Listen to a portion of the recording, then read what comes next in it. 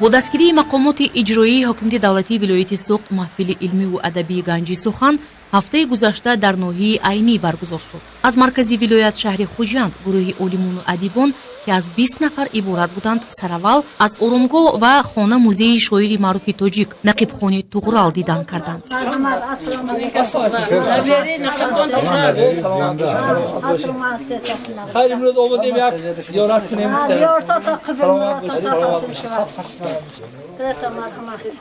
در سری مرقد شاعر مهمونان از زندگی و فعالیت نقیب خانی طغرل یاد کرده از اشعار شاعر غزلها قرائت نمودند. حدود خراسان بزرگ بعد ابو عبدالله رودکی اگر سبک خراسانی رفت مانند یک درخت دیگری در باغ، مانند یک چشمه دیگری در کوهسار، مانند یک رود دیگری در کوهسار حضرت طغرل آمدند و به سبک هندی گفتند، به سبک حضرت بیدل این مطلب گفتند.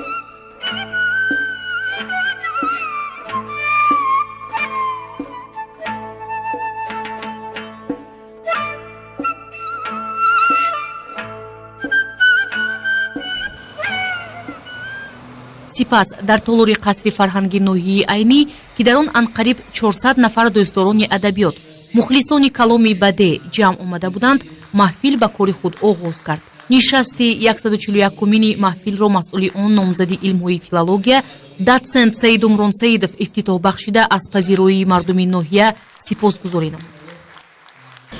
دوستان عزیز، محفل علمی و ادبی گنج سخن محفلی است که از سال 2004 تا امروز عمل می‌کند و هر ماه یک مرتبه در اطراف خودش اهل علم، اهل ادب، سخنوران، سخنشناسان را جمع می‌کند و پیرامون موضوع‌های مختلف ادبیات، تاریخ، زبان صحبت می‌آورد. و دوستان عزیز، امروز همین خیلی شد که نشست 141مین این محفل در ناحیه عینی برگزار شود، در آن موضع برگزار شود که این خاکدان، این منظر، این مظهر بسیار شخصیت‌های معروف ادبیات، شخصیت‌های معروف تاریخ، سخنشناسان، سخنوران را برای ملت ما اهدا کرده است.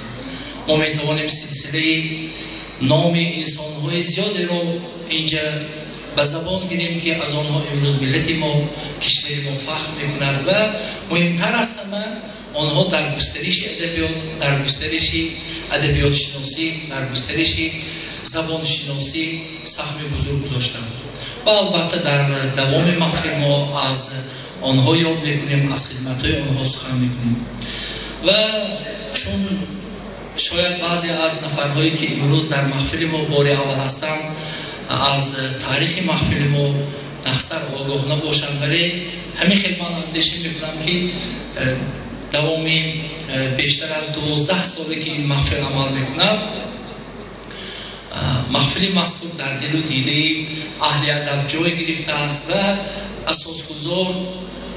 اساسگزار پایه‌گذار این محفل استاد روانشاد ما دکتر علم‌های سخنشناسی پروفسور عبدالمنان نصرالدین هستند و فکر میکنم که اسم این انسان شاید اونهایی که در اینجا نشستند میدانند و به نامشان احترام میگذارم و انا همین محفل رو استاد قریب 10 سال سربری کردم و 86 محفل علمی و ادبی را خودشان سربری کردم. خوشبختانه محفل رو در دایره ولایت مخصوصا سرپرستی آن را مقامات اجرایی حاکمیت دولتی ولایت سوق به دوش گرفته است و امروز ما پیوسته با دستگیری و هم سرپرستی و هم پشتیبانی محترم رئیس ولایت عبدالرحمن قادری اینجا قرار داریم. баъдан роҳбари дастгоҳи ноҳияи айни муқимҷон муродзода дар мавзӯи пешвои миллат ва истиқлолияти давлатӣ аз ҷонисориҳои асосгузори сулҳу ваҳдати миллӣ пешвои миллат президенти тоҷикистон ҷаноби олӣ муҳтарам эмомалӣ раҳмон дар истеҳкоми истиқлолияти давлатӣ маърузаи пурмуҳтавоӣ намуда ба таърихи истиқлолият ва дастовардҳои он нақши беназири пешвои миллат маъруза намуд. дар бахши навгониҳои илмиву адабӣ ва фарҳангӣ номзади илмҳои сиёсӣ доценти донишгоҳи давлатии ҳуқуқ бизнес ва сиёсати тоҷикистон шӯҳрат саидов дар мавриди китобҳои тозанашре ки давоми 2 моҳи охир интишор ёфтааст маълумот дод. китоби чӣ хеле ки ҳозир қайд карда устод забони миллат ҳастии миллат китоби пешвои миллат муҳтарам эмомалӣ раҳмон аст ки бевосита ба масъалаи забон масъалаи яке аз муҳимтарин арзишҳои фарҳангӣ ки бевосита пайвандгари тамоми мардуми тоҷик аст барои ҳифзи давлати миллӣ барои рушди давлатдории миллӣ бисёр аҳамият дорад бахшида шудааст ва ин китоб бисёр як маводи хуб барои онҳое ки бевосита бо масъалаҳои омӯзиши забон сару кор доранд.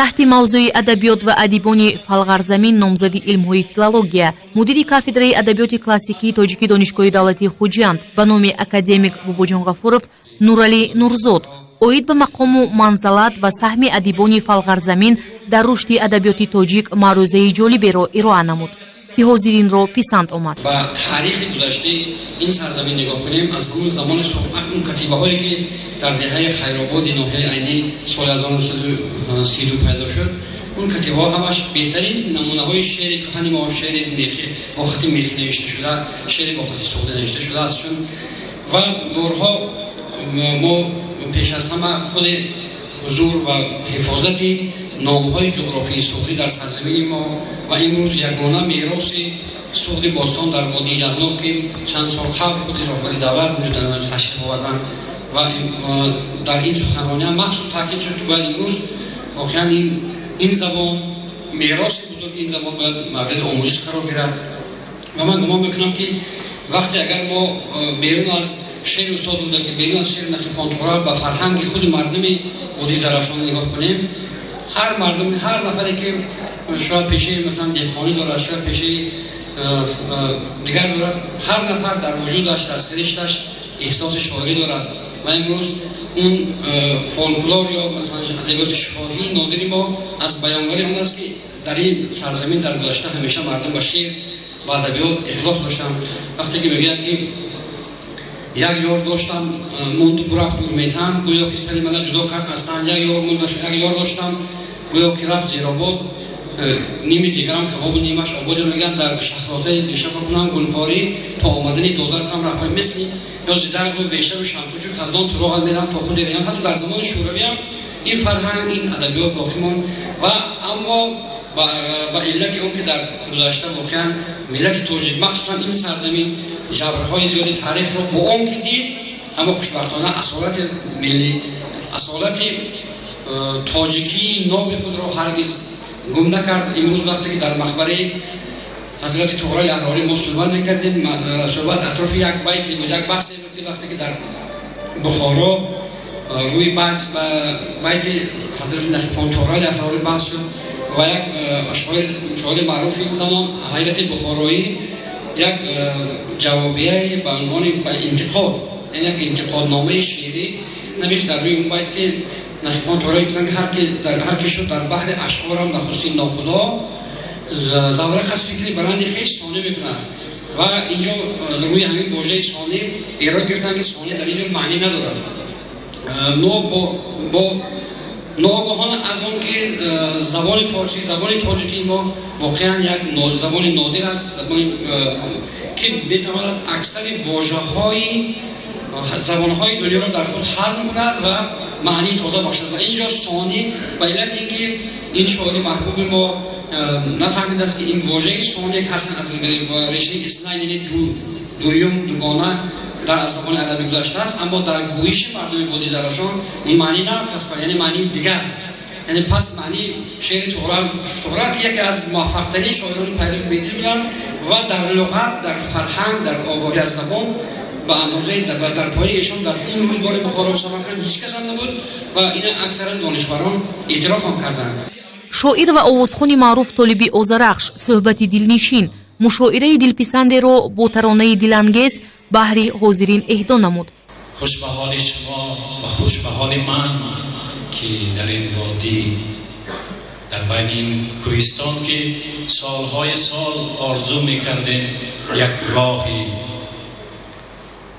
هموار را که به سوی منزل آباد ما برد و این تونل ها، نقب ها که واقعا آرزوی 100 ساله هم بابای رودکی بود و هم حضرت تغرل، هرچند که 1000 نقب زدن و 1000 راه کشادن برای ما، برای بشریت، از شعر و از ترانه و از چکامه و از لطافت و از مهربانی. کاش دیگر بار جوان سر شوی سوی کهن منزلی فلتر شوی، تاج سر کوه زرافشان به سر، خاک ره حضرتی لنگر شوی. ورز بگویم و بورزیم عشق، در بگویم و برادر شوی. شعر دری خوانده چو کپک دری بر دری اسکادر و در شوی. همتنی ارمیتنی روی نتن، همراهی مخشبتی رهبر شوی. این همین 61 دهه‌ای که هست در دوستان فلغر هست. شما یا به دانش خانه، اما من شما دوست می‌دارم. اصلا شاعر کی است؟ یک ایجادکار کی است؟ به محض لود سوی کلبه من میخرامیدی، به راحت پرده های دیده پایانداز میکردم. در کدام حالت میگود این سخن حضرت تغرل یا روح حضرت تغرل که ما امروز رفتیم رقصان بود، وقتی به پا میزنند، به زانو میزنند پیش مهمان، چرا که مادرای ما، خواهرای ما به زانو میزنند، میگن در قدمت برم، در بری چون تو مرم بیایی بگو نور دیده. شاعر همین است. شاعر به زانو میزند در پیش وطن، به زانو میزند میگوید من تو را دوست میدارم و میبوسد خاکی وطنش را. شاعر به زانو میزند در پیش مادر، در پیش پدر، در پیش سرحد وطن، در پیش آر و ناموسی وطن داری، در پیش یک ناله گریه کودک همسایه که دلش می‌لرزد، در پیش یک دعای یک موسفید همسایه که هر روز و اکسیر میکنه طرف کار که خداوند راهی تو را سفید کنه.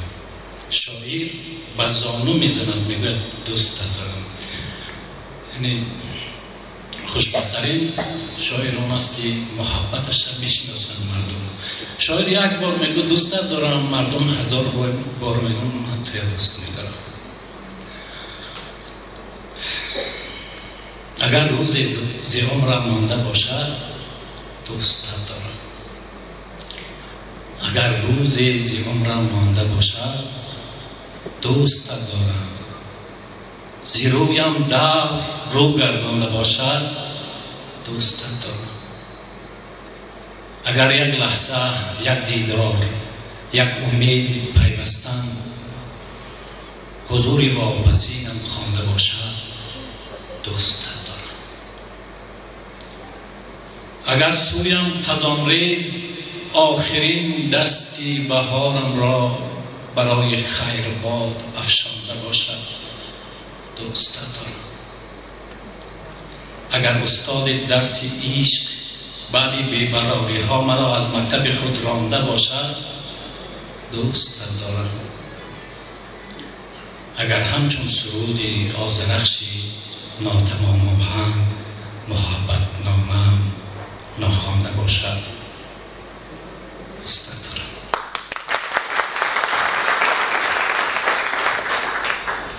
шоирон қаламкашони ноҳия Сироҷиддин Шарофиддин, Нуринисо Султонова, Зарнигор Шодиева дар назди ҳозирин аз ашъори хеш қироат карданд ва толиби озарахш ба ашъори онҳо баҳои баланд дода баъзе маслиҳатҳои худро иброз кард.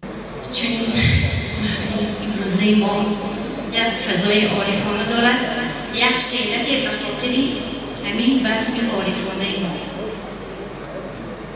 бозо ба манзили дил ای محمل یارم تا با تو بزم سازم یک بزم عارفانه. بازا به محفلی دیر به عذر و به بهانه شیرین به یاد دارم نیرنگ خسرانه. با شیوه خودشین از دید گل نظر بین، از نظم لایقم گو یک بیت عاشقانه. جوشیده چون زرفشان با لحن خاصیت خوان، دل بر خروش آرد آهنگ شش مقامه. از سوغر زمانه بردار باقیانه، آیا بروز دیگر هستیم باقیانه. ما تشنگان عرفان نوشیم قطبیانه، رندانه پاک سازیم لب از لبی زمانه. نفس در حلقه زلف پریشانش، نگاه در خمی چاکی گریبانش، و گردابی لبش پیچیده لبهایم، زنم گل در گمی دریای چشمانش. چنار سبزوار ده آگه بود که من همچون چنار بود ره پایش، زی پشتی او نگههایم چو کاکلها بسی لغزیده اندر بندی پاهایش. خیال نشام از خویش بیگانه، اگر او دور چون نجمی سما باشد، مثال آه و گاه در گلو پیچم، اگر چون ماهی نو او کم نما باشد. منم چون تشنه‌ای که آب میخواهد، گردوار از لبانش آب میخواهم، به دامانش چون طفلان خواب میخواهم، نگهبانی برا مهتاب میخواهم. تاجیکستان شاد باش ای تاجیکستان، شاد باش. راهی توی باشد درخشان، شاد باش. رهبری عادی آمد بر سرم، صلح آسایش داد بر کشورم. تاجیکستانم این آزادی تو، سرزمینم کشوری آبادی تو. ما تو را خوشبوی زیباتر کنیم، روی سامان را احیاتر کنیم. تو گلستان هستی و معدن زنی، معدنی کوهات باشد بینظیر. معدنی کوههای سرگرم دولتم، در جهان آوازه گشت این شهرتم. سرزمینم خوش طبیعت دلربا، تا زمان دارم تو را گویم سلام. هر گیاهی تو دوا باشد وطن، چشم سالانم موعظه بی وطن. تا بمانی سرسبز و جاویدان، سوز محنت را شکاری خود بدان. خط گردی بر تو هم خواهم بود، تاجیکستانم سرم مستن بود. дар идома Саид Умрон Саидов ба ҳозирин оид ба муассисаи давлатии маркази илмии Камоли Хуҷандӣ маълумот дода, зикр кард ки дастрас намудани маводҳои интишоршудаи ин марказ, хосатан обуна шудан ба маҷаллаи Камоли Хуҷандӣ кори муҳим дар баланд бардоштани маърифати ҷавонон мебошад. унвонҷои донишгоҳи давлатии ҳуқуқ, бизнес ва сиёсати Тоҷикистон Содирхон Умаров дар маърузаи хеш пажӯҳиши дар аслу насаби Нақибхони Туғрал оид ба насабномаи ин шоир баъзе фарзияҳои илмӣ ва санъатҳои тозаро пешниҳод намуд ки сухани тозае дар шинохти аслу насаби Нақибхони Туғрал маҳсуб меёбад. ҳунарнамоии санъаткорон ва ҳаваскорони бахши фарҳанги ноҳияи Айни, ҳамчунин сурудҳои тозаи сарояндаи хушадо Бобоҷони Амонулло ва Махфил шукӯҳи тоза бахшид.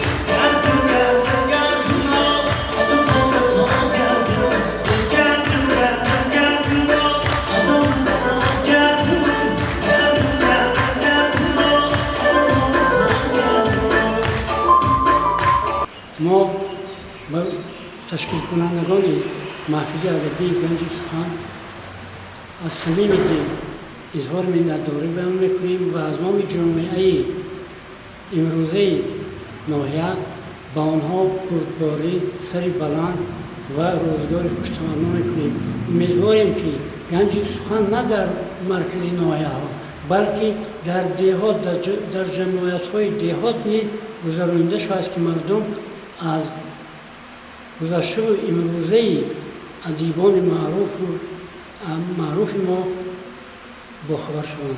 بار دیگر به تشکیل کنندگان محفل ادبی گنج سخن اظهار سپاس میکنم.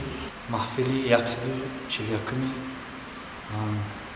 گنج سخن که بیوسته با اشتراکی شاعران بزرگ، شاعرانی که در ولایت سوخت هستند اشتراک کردند گذشت بیوستند. همین محفل یک خاطرمان بود در قصر فرهنگی نوحه عینی. از آن جهت خاطرمان بود که هواداران زیاد جمع شدند. شاعران شیرین کلام ما شعرهای زیاد قرائت کردند. حافظان بهترین ناحیه، حافظان بهترین ولایت در اینجا ترانه‌سرایی کردند. محفل گنج سخن یک محفل است که طول چندین سالها در ولایت سوخت عمل میکند و هواداران زیادی دارد. من در سالهای دانشجویی بودم در محفل گنج سخن اشتراک میکردم. حالا که محفل گنج سخن امروز یک محفل است که بهترین پدیده‌های ادبیات علاقه جمع کرده است. امروز خاطرمان بود در ناحیه عینی گذشتن گنج سخن خاطرمان بود.